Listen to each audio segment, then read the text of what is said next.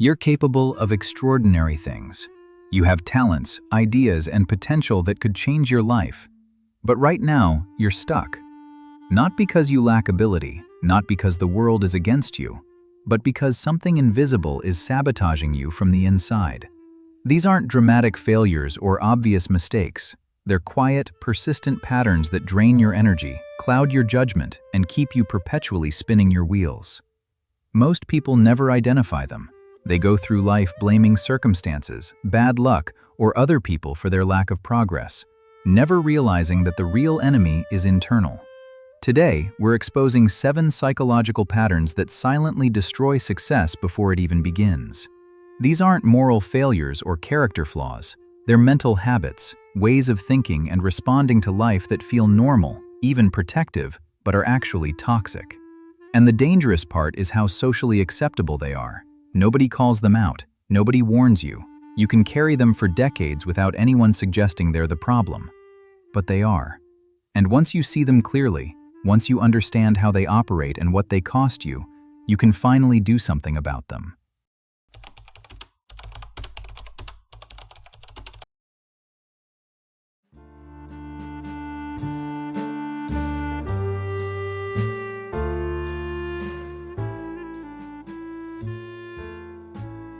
The first silent killer is indifference. This is the psychological state of not caring, of going through life with the emotional energy of someone watching paint dry. You're not actively opposed to success, you're just not particularly interested in it either. Psychologically, indifference is a defense mechanism. If you don't care, you can't be disappointed. If you don't get excited about possibilities, you won't feel the pain when they don't work out. Indifference is emotional self-protection, but it's also self-sabotage. Success requires energy. It requires giving a damn. It requires being willing to get worked up about something, to feel passion, to invest yourself emotionally in an outcome that's not guaranteed. Indifference keeps you safe from disappointment, but also safe from achievement. You drift. You coast. You do the minimum. And drift has a direction. It's always downward. No one has ever drifted their way to the top of anything. Mountains require climbing, success requires effort, and effort requires caring enough to try. The person shrugging their shoulders at opportunity, saying it doesn't really matter, is already losing. Not because they tried and failed, but because they never cared enough to actually try. What are you pretending not to care about because caring feels too risky? Indifference often masquerades as being laid back, easygoing, not getting stressed about things. And those can be healthy qualities when they mean you're not panicking over minor issues. But there's a difference between being calm and being checked out. Indifference isn't peace, it's numbness. It's the absence of aliveness. When you stop caring about your work, your relationships, your growth, your contribution, you're not protecting yourself from stress. You're removing yourself from life. Viktor Frankl, who survived concentration camps and founded logotherapy, argued that the primary human drive is the search for meaning. People can endure almost anything if they have a reason, a purpose, something they deeply care about.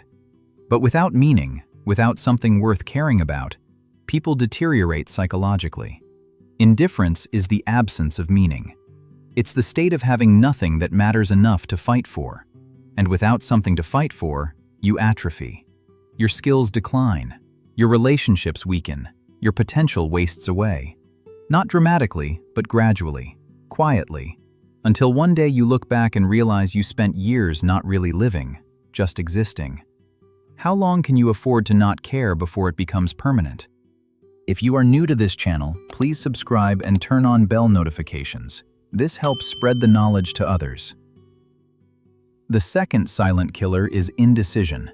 This is mental paralysis, the inability to make a choice and commit to it.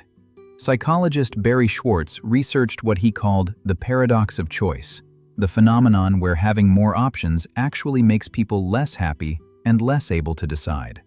When you're faced with too many possibilities, your brain gets overwhelmed trying to evaluate everything. You become afraid of choosing wrong, of missing out on the better option you didn't pick. So you freeze, you delay, you keep your options open. And while you're stuck in analysis paralysis, life moves forward without you. Indecision isn't just about big choices, it's a habit that infects everything. You can't decide what to eat, what to wear, what to work on, what to say. Every decision becomes a source of anxiety because you're terrified of regret. But avoiding decisions doesn't protect you from regret, it guarantees it. Because the biggest regret isn't choosing wrong, it's never a choice at all. It's reaching the end of your life and realizing you spent it sitting on the fence, afraid to commit to any direction, and therefore never going anywhere. What opportunities have already passed you by while you were still trying to decide?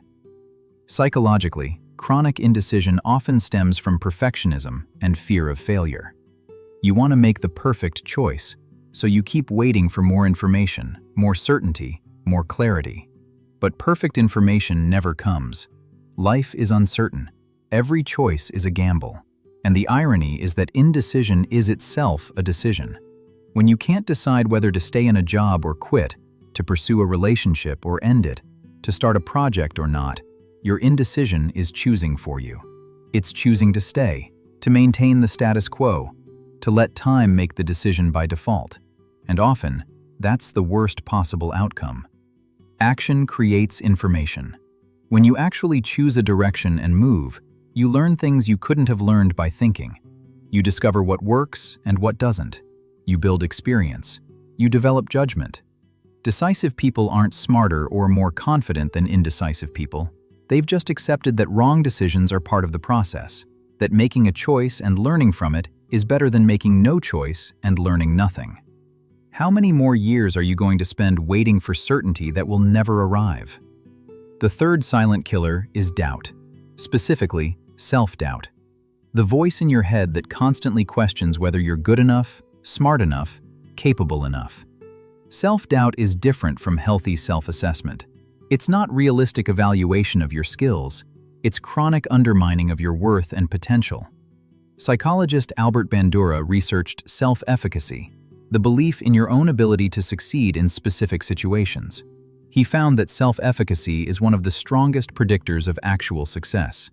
People with high self-efficacy attempt more, persist longer, and achieve more than people with low self-efficacy, even when their actual abilities are similar.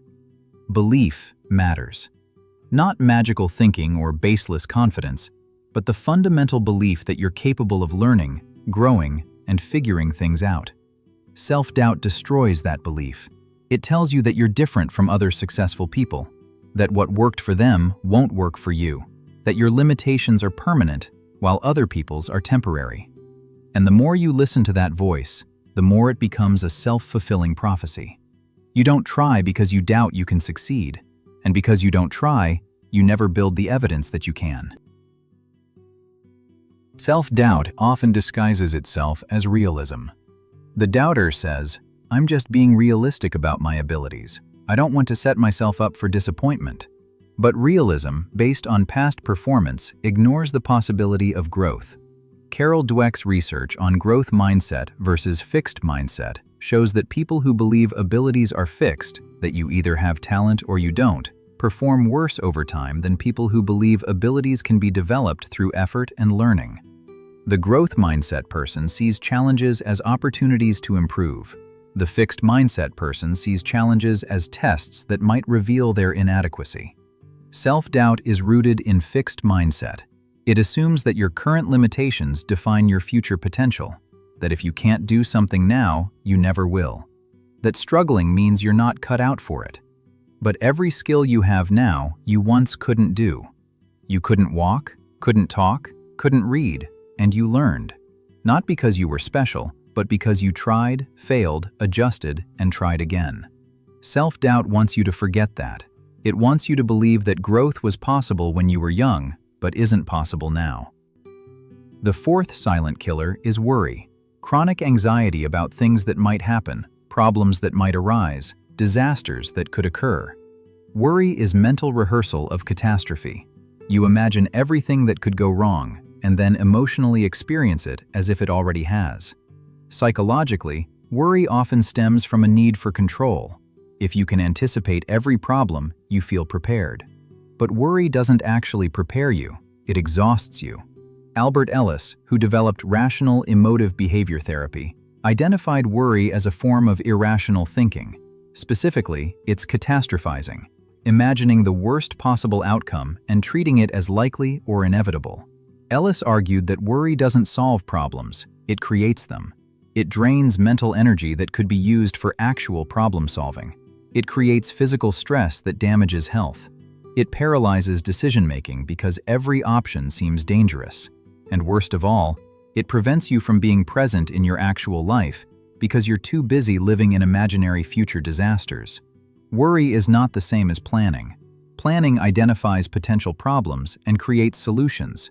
Worry obsesses over problems without solutions, rehearsing fear without taking action. Do you really think worrying about failure will prevent it? Chronic worriers often defend their habit by claiming it keeps them safe. If I don't worry about it, something bad will happen, as if worry itself is protective magic. But research consistently shows that worry doesn't improve outcomes, it just makes the journey more miserable. Martin Seligman, founder of positive psychology, researched learned helplessness and learned optimism. He found that people who habitually expect negative outcomes often create those outcomes through their behavior. The worrier who's convinced a project will fail doesn't give it full effort. Why bother when it's doomed anyway? The worrier who's sure a relationship will end doesn't invest fully. Why get hurt when abandonment is inevitable? Worry becomes self-fulfilling not because it predicts the future, but because it shapes your actions in ways that create the future you feared. Breaking the worry habit isn't about becoming naive or reckless. It's about distinguishing between productive concern that leads to action and unproductive rumination that leads to paralysis. You can acknowledge risks without emotionally drowning in them. You can plan for problems without assuming they're inevitable. You can be careful without being controlled by fear. How much energy have you wasted imagining problems that never actually happened? The fifth silent killer is excessive caution. This is different from being prudent or thoughtful. It's the pattern of always choosing safety over growth, of avoiding any risk, of needing absolute certainty before taking action. Psychologically, risk aversion is natural. Daniel Kahneman's research on loss aversion shows that humans feel losses about twice as intensely as equivalent gains. Losing $10 hurts more than finding $10 feels good. This asymmetry makes us overly cautious. We focus on what we could lose rather than what we could gain. And in small, immediate decisions, this protects us. But when applied to life decisions, career choices, relationship opportunities, it's crippling. The excessively cautious person waits for the perfect moment that never comes, waits for guaranteed success that doesn't exist, waits for risk-free opportunity, which is a contradiction in terms. Every meaningful thing you do involves risk. Starting a business risks failure. Getting married risks divorce. Having children risks heartbreak. Pursuing your passion risks ridicule. Investing your money risks loss. There is no path to success that doesn't involve walking through uncertainty. The question isn't how to avoid risk, it's which risks are worth taking and which aren't. What dreams have died on the altar of playing it safe? Excessive caution often stems from one catastrophic fear. What if I try and lose everything? What if I fail publicly? What if I'm not good enough? And that fear, while understandable, is usually disproportionate to reality. Yes, you might fail. Yes, it might be embarrassing. Yes, you might lose money or time or social standing. But will it actually destroy you? Or will it sting, teach you something, and become a story you tell about how you learned and grew? Most of the risks we avoid aren't actually life-threatening. They're ego-threatening. We're not afraid of dying. We're afraid of looking foolish, of being judged, of having to admit we were wrong. And we sacrifice actual life opportunities to avoid that discomfort. The excessively cautious person reaches the end of their life having avoided major disasters, and having also avoided major accomplishments, deep relationships, meaningful contributions, and genuine aliveness. Safety is important, but a life lived entirely in the safe zone isn't a life.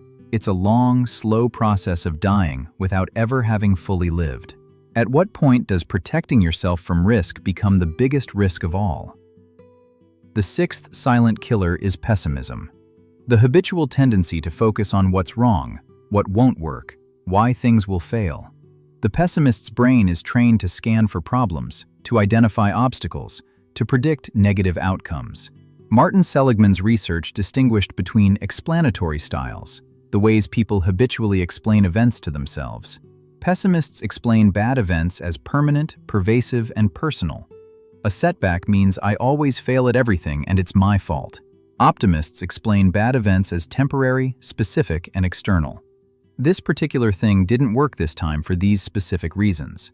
Seligman found that explanatory style predicts success in multiple domains: career, health, relationships, even longevity. Optimists achieve more not because they're delusional or ignoring reality, but because their mindset allows them to keep trying when pessimists give up. The pessimist sees failure as confirmation of their worldview. I knew it wouldn't work. The optimist sees failure as information. That approach didn't work. Let's try another. Same objective event, completely different psychological impact. Which pattern do you think leads to more success over time? Pessimism feels like realism. The pessimist prides themselves on seeing clearly, on not being fooled by false hope, on being prepared for disappointment. But pessimism isn't realism. It's selective attention to negative information. The pessimist notices the specks on the window and misses the sunset. Notices the one criticism among 10 compliments. Notices the potential problems while ignoring potential solutions. This isn't seeing clearly, it's seeing partially, through a filter that distorts reality toward the negative. And the cost is enormous. Pessimists experience more depression, more anxiety, more relationship conflict. They're less likely to pursue opportunities because they focus on why it won't work. They're more likely to give up when facing obstacles because difficulty confirms their expectation of failure. They're harder to be around because constant negativity drains the people who care about them. Pessimism doesn't protect you from disappointment.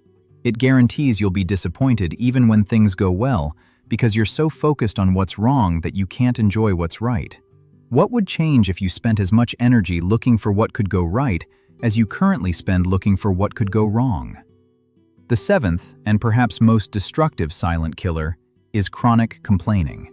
This is the habit of verbalizing dissatisfaction, of focusing on and expressing grievances, of constantly pointing out what's wrong without taking action to fix it. Complaining feels productive. It feels like you're addressing problems by naming them. But psychologically, complaining is the opposite of problem solving. When you complain, you're rehearsing helplessness. You're telling yourself and others a story where you're the victim, where circumstances control you, where nothing you do matters. And the more you tell that story, the more you believe it. The more you believe it, the less action you take. The less action you take, the more justified your complaints become. It's a downward spiral that ends in bitterness, resentment, and complete powerlessness. Research on learned helplessness shows that when people repeatedly experience situations where their actions don't matter, they stop trying even when the situation changes and action would work. Chronic complaining creates psychological learned helplessness. You convince yourself that you're stuck, that nothing will change, that effort is pointless. And once you believe that, it becomes true. Not because circumstances couldn't change, but because you've stopped trying to change them. How much of your energy goes into describing problems instead of solving them? Complaining is socially contagious. When you spend time with chronic complainers, you start complaining more.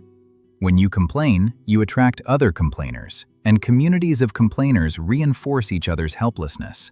Everyone agrees that things are terrible, that nothing works, that it's hopeless. And in that agreement, there's a perverse comfort. If everyone's struggling, then your struggle isn't your fault. If everyone's failing, then your failure isn't personal. But this comfort is poison. It keeps you stuck. It prevents growth. It turns your social circle into an echo chamber of negativity that makes change feel impossible. Abraham Maslow described self-actualization as becoming everything you're capable of becoming. But he noted that very few people achieve it, not because they lack potential, but because they settle for less, make excuses, blame circumstances, and surround themselves with people who validate their limitations. Complaining is the language of people who have given up on self-actualization. It's the sound of potential dying. And every minute you spend complaining is a minute you're not spending acting, creating, growing, or building. When will you get tired enough of your own complaints to do something different? These 7 silent killers work together. Indifference makes you not care enough to overcome indecision. Indecision feeds doubt because you never prove to yourself that you can choose well. Doubt creates worry about all the ways you might fail. Worry drives excessive caution to avoid imagined disasters. Excessive caution confirms pessimism because you never take risks that might succeed. And pessimism fuels complaining about how unfair and difficult everything is. It's a complete system of self-sabotage, a psychological prison you build yourself into, one mental habit at a time.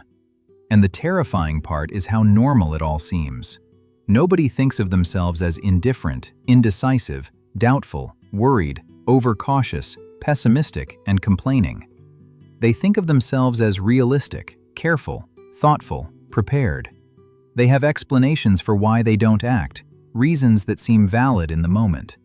But explanations aren't results. Reasons aren't achievements. You can have a perfectly logical explanation for why you never tried and still have nothing to show for your life. What good are your reasons if they keep you from everything you want? Breaking these patterns isn't about positive thinking or pretending problems don't exist. It's about honestly examining your habitual ways of thinking and asking whether they serve you. Does indifference make your life better or just safer? Does indecision protect you or paralyze you? Does self-doubt keep you humble or keep you small? Does worry prepare you or exhaust you? Does caution preserve you or prevent you? Does pessimism make you realistic or just miserable? Does complaining improve things or just rehearse helplessness? When you ask these questions honestly, the answers are uncomfortable. Because most of these patterns don't serve you, they just feel familiar. They're habits you've practiced for so long that they feel like your personality. But they're not who you are. They're behaviors you learned, probably as protection against pain, rejection, or failure at some point in your past. And they can be unlearned. Not easily, not overnight, but definitively. You can develop new habits of thinking and responding. Engagement instead of indifference. Decisiveness instead of paralysis. Self-belief instead of doubt. Planning instead of worry. Courage instead of excessive caution. Optimism instead of pessimism. Problem-solving instead of complaining. These aren't naive or unrealistic. They're just different choices about where to focus your mental energy. And those choices create completely different lives. The first step is awareness. You can't change patterns you don't see. Notice when you're being indifferent. Catch yourself in indecision. Hear the voice of self-doubt. Recognize worry for what it is. See your excessive caution. Notice your pessimistic filter. Pay attention to how much you complain. Just notice, without judgment, without trying to change it yet. Just see it clearly. Because once you see it, once you recognize these patterns operating in real time, you have a choice.